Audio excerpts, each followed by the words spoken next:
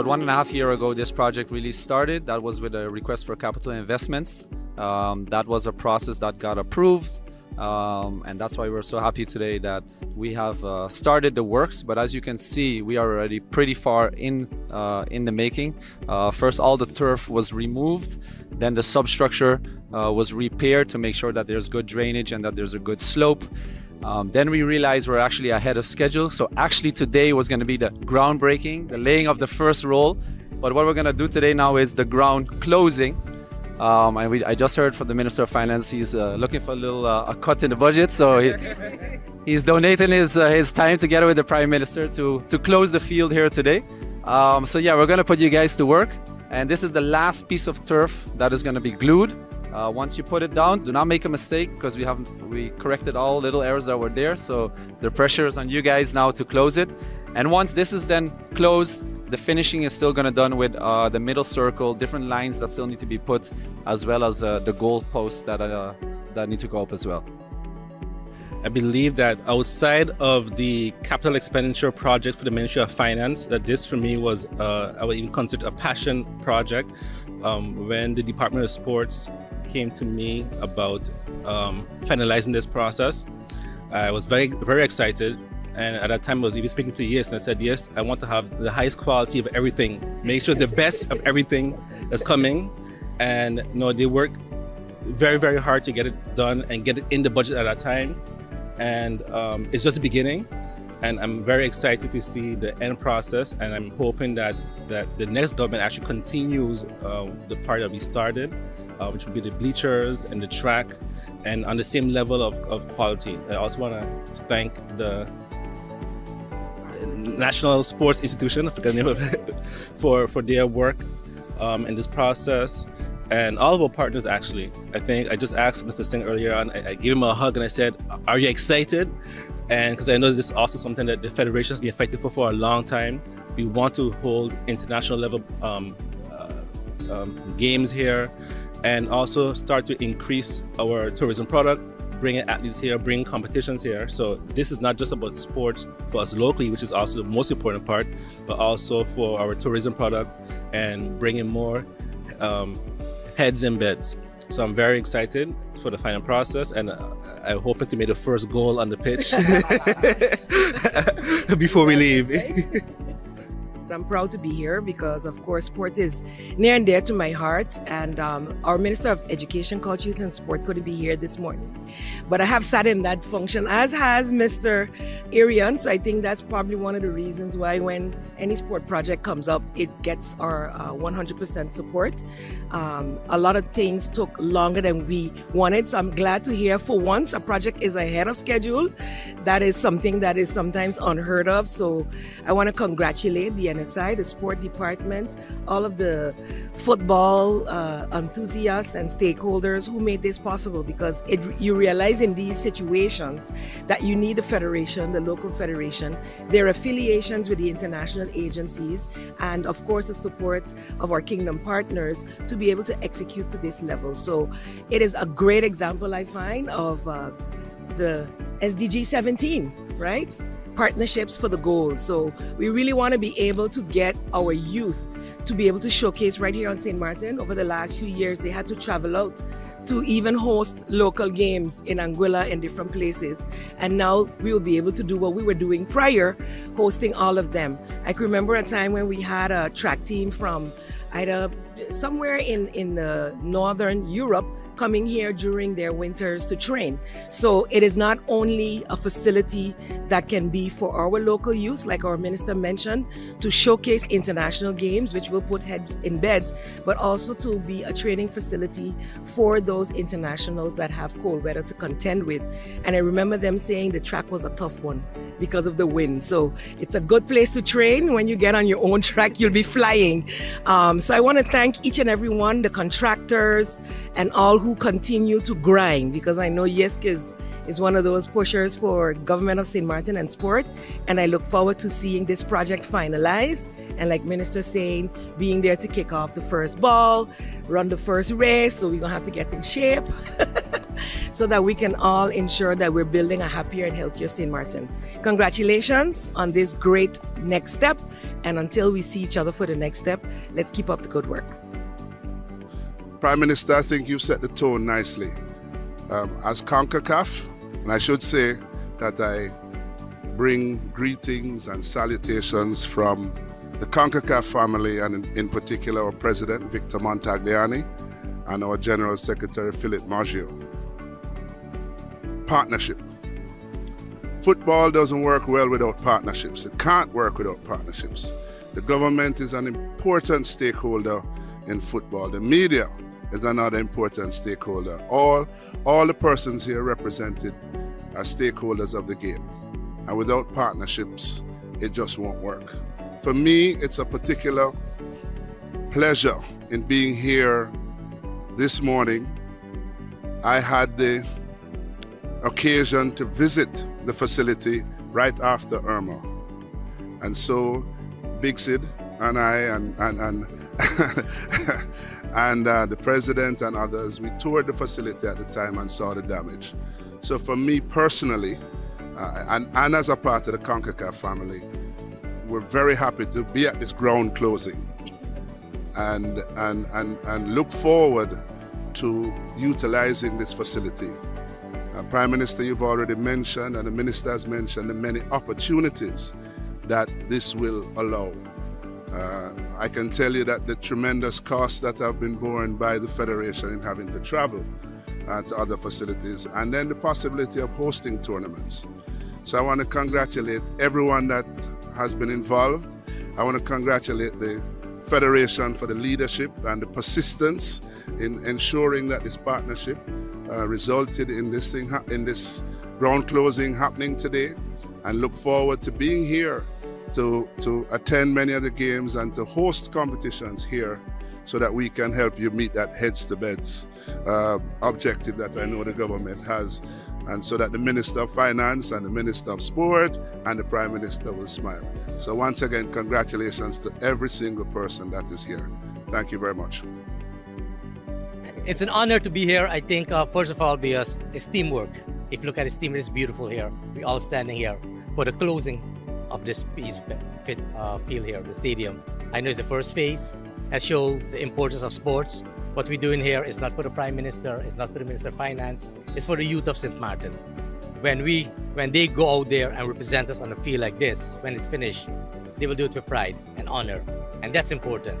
I'm here as the president of the football, but we are a family. We have about 1,000 members who are looking forward to play on this field. I want to thank the Minister, especially the Minister of Finance, the Prime Minister, the government of St. Martin, and yes, to put it in the capital investment and get it approved by the government. I think it's the first time a sports facility is being approved in capital investment, which is an honor. And then our partners, when we call them, Mr. Johan van Geen, this will go, can you assist? Johnny, I'm here to help St. Martin. CONCACAF, the same thing. The president of CONCACAF, always when we lend out a hand, they always lend us a hand whenever we needed them. We said a curveball was thrown at Mr. Mack. He had to leave this island yesterday. He changed his flight to be here with us this morning. That showed the importance of St. Martin in CONCACAF also, and the relationship we have. So with that being said, I want to thank all of us, all of you for being here with us for this wonderful event. As representative of the Dutch Football Association, I'm really proud to be here. And we are, as an association and as a partner of St. Martin Football Federation, proud that we are assisting by making it possible that the youth can excel, as we have done from the first moment when we were asked after Irma, together with Jonelle, to set up a program for to helping the children to recover from a disaster like that. And for us, my project manager has asked me to keep it short because the glue is getting tougher and tougher. So the minister, really, you have to get your work in place here right now. Otherwise, we'll have to charge you extra instead of giving a reduction. But no, from our side, more than proud that we are involved in this. And we really hope, for the sake of St. Martin Football Federation, that the year 2024 is going to be a bigger year for you, with some more status in football and knowing what might be coming on the 19th of May. And looking forward to the grand opening. And from our side, we would very much like a women's course to be one of the first items to be done on this field to make sure that the girls on the island also can excel. Thank you.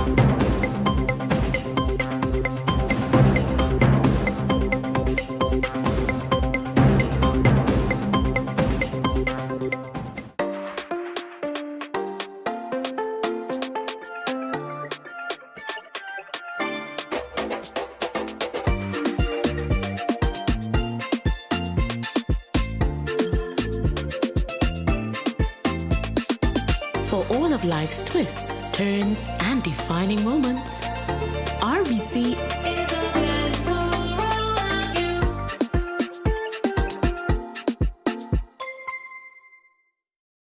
SXM, your social and health insurance is SXM, your social and health insurance is. Are you SXV insured? Do you have a valid medical insurance status? SXV is cardless. Request your My SXV account today and enter the virtual office of SXV. Go to sxv.sx and sign up now. SXV, yeah. Your social and health insurance is.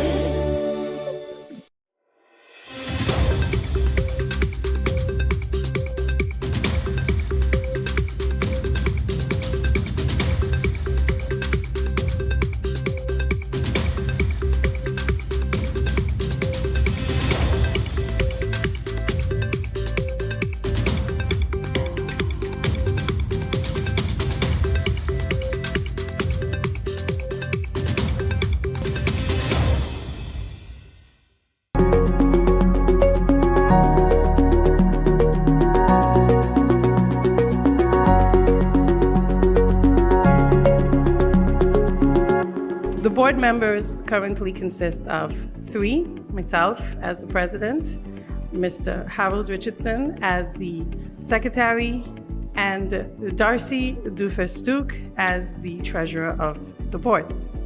We're here to support Ms. Cassandra Richardson, the director of Victim Support Services, and we must say that she has done an amazing job thus far in not just getting the unveiling done, the ceremony done, but also in general, supporting victims, working closely with the various stakeholders. And we're so very, very proud of how far she has brought victim support services in spite of any challenges that we may have. As a board, our responsibility is to support her as much as possible. And so we are a managing board, but we do understand the importance of this organization, and also with the limited resources that we have, we don't just view ourselves as board members, but we also view ourselves as functioning bodies here to support and to help sustain victim support services. We wish that we did not need it. Fortunately, we do. And so we're here to do our very best to ensure that we can be of service to the community of St. Martin. We thank you for your continued support, and we look forward to the continued support and encouragement from our various stakeholders. Thank you. My name is Cassandra Richardson, and I am the Director of Victim Support Services. Victim Support Services is an agency supporting victims of human trafficking, traffic accidents, boating, major fires, domestic violence. We are also an agency that conducts awareness and education to our public and various communities around on the island. tonight we celebrated our soft opening. So this was the soft opening of Victim Support Services. We are located in the old building of where Windward Islands used to be on the Illich Road, towards the back and upstairs. For those in the community that need support, just please remember that you are not alone, that we are here to help and we are here to support you through your difficult times.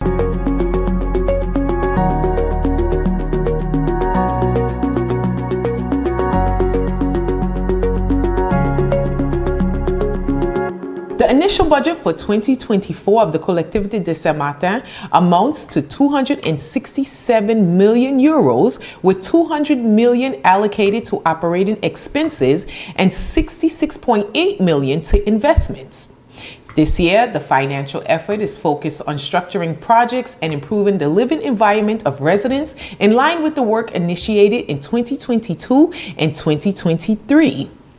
Based on a 3-year, 700 million euro multi-year investment plan, the PPI, the initial budget for 2024 of the Collectivité anticipates the continuation of construction operations for colleges' 900 and 600 seats, sports facilities, and the creation of new cultural and sports centers in Sandy Ground and Grand Cause.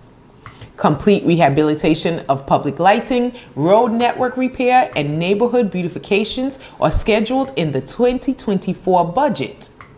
A construction phase developed within the 2024 to 2027 action plan with the objective for the majority RSMA to enhance the image of Saint-Martin and provide residents with a living environment worthy of their needs.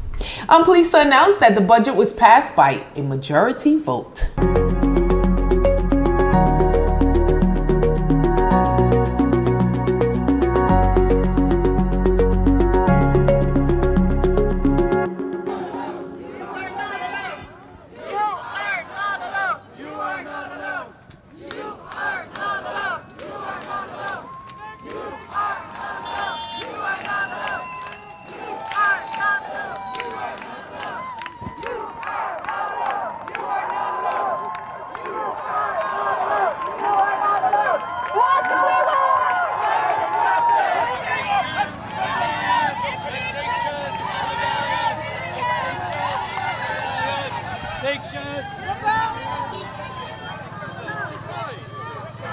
We are here because we are facing an existential crisis. We are in a planetary emergency, and we are not going to stand by and let people lose their lives and livelihood and be forced to become climate refugees when we can do something.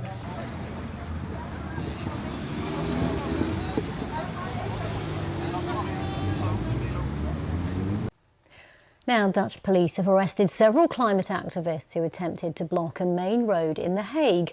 Those detained included the Swedish campaigner Greta Thunberg. Our correspondent Anna Holligan was there. The final few climate activists have just packed up their banners and are preparing to go home. Earlier, there were cries, cheers of "You are not alone" as Greta Thunberg was picked up off the highway by Dutch police and put on to a minibus along with hundreds of other protesters. You can see her here chatting happily to fellow activists. She's here in The Hague to announce international actions against governments who make it cheap and easy for large companies to use fossil fuels by offering them tax breaks and subsidies on excise duties. Greta Thunberg described her arrest as peaceful. Most of the protesters have gone home or been detained by police and taken away in minibuses. Police are just keeping watch to make sure that nobody else tries to block this highway, the A12 in The Hague.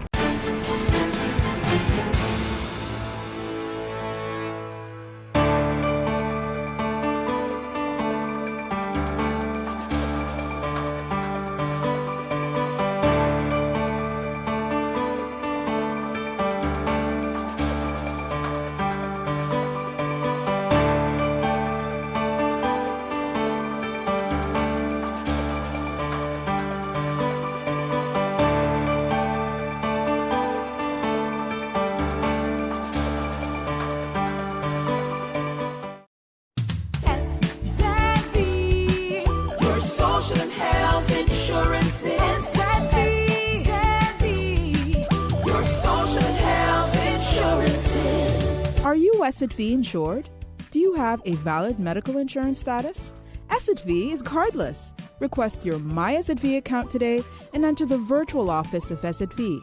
Go to sxv.sx and sign up now. SXV, yeah. Your social health insurances.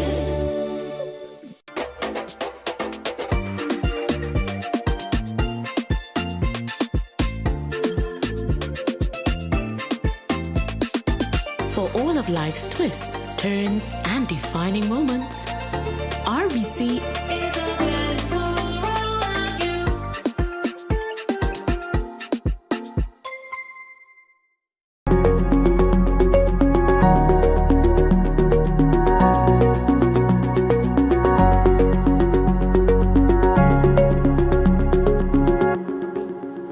Every budget has risks, including your household budget, a business's budget, and definitely the country's budget will have risk.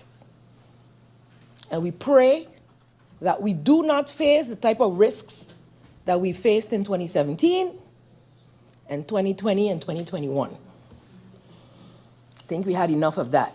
We are tired of being resilient. We're ready to thrive. So I want to highlight some of the opportunities that I see in this budget.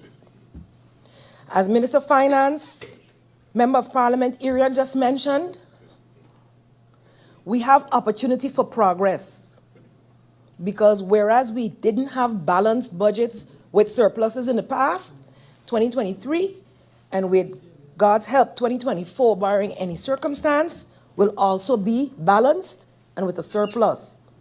With surpluses, you can plan for new projects. You can meet the needs that are not yet met or expand on the needs that we are not yet meeting. A lot of the things we want to do, when you go to the organization to get it done, you need to have a research, you need to have a pilot, even if you've not done it before. You need to have all type of stakeholder consultations. Do we have enough of persons on the island to do what you want to do? Do we have the location to do what you want to do? I had a wonderful plan for Education Care Center. We had the plan, we had the people, we had the budget, we fixed the building. The hurricane came and licked it on. The same month it had to start. They ended up doing after school, in another school, making do, going along to get along, till the program petered out. You know what that program was for, Madam Chair? It was to take at-risk children in elementary school, retrain behaviors, use psychologists, social workers, sports, and art, and remove some of the regression, the aggression in our children. And then when I look at some of the changes being proposed, I'm not seeing enough on the prevention side, Madam Chair. Because the family is at risk. The data shows it. So we need more money for family and humanitarian affairs, not less. More after-school programs we have, but we need more. So that's where we should be focusing our surpluses. We don't want to build a prison to replace a prison that does not meet humanitarian standards. We don't want to do that. We don't want to invest in that, where the investment funds are there and the program plan is there and all of the preliminary work has been done. We prefer to halt that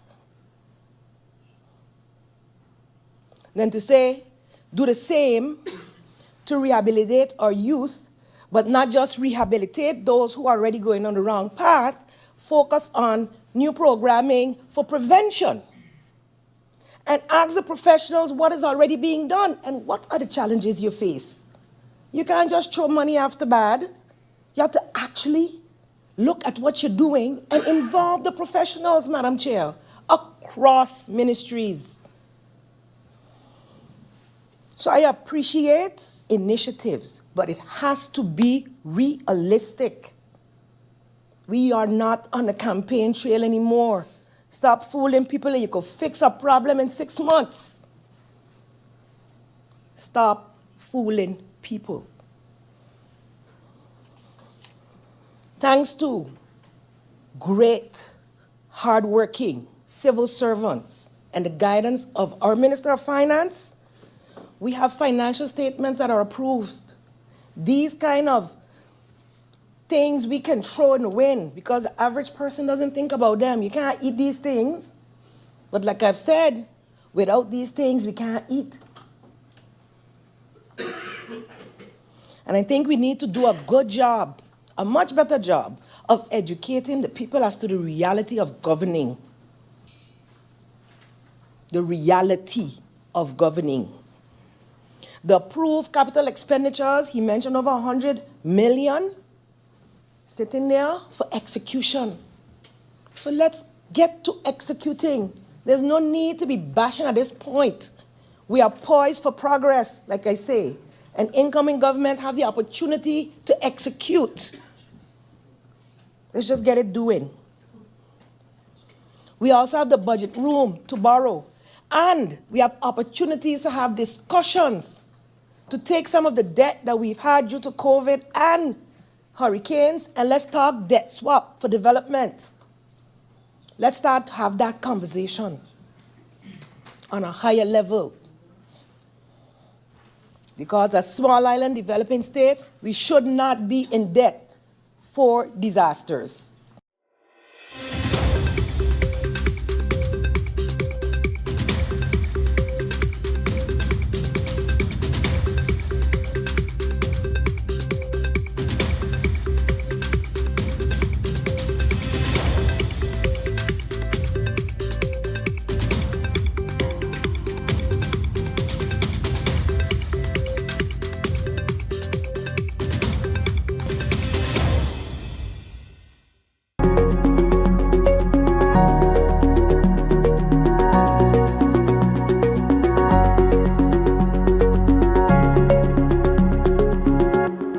In spite of obstacles faced, Prime Minister Mia Moore-Motley is urging Barbadians to remain focused as they work together with the Barbados Labour Party to see the country transformed. And what is required now is the steadfast application of remaining committed to the journey. So my friends, I say on this 86th anniversary, let us keep our heads down, let us stay focused. Let us remember that the mission of transformation is not a mission that is achieved overnight, but that if we stay focused and stay the course, in the same way that we have delivered much already, there is so much more that can be done to make this little country the best place to live, to work, to enjoy, to raise families, and to be able to contribute to global civilization. Ms. Motley told the packed church, even though the BLP has claimed victory along the way, there are still things to be done. And she's asked party members to understand their duty and responsibility. We live in a world where instantaneous gratification is the order of the day. We live in a world where people expect that things will happen almost like magic.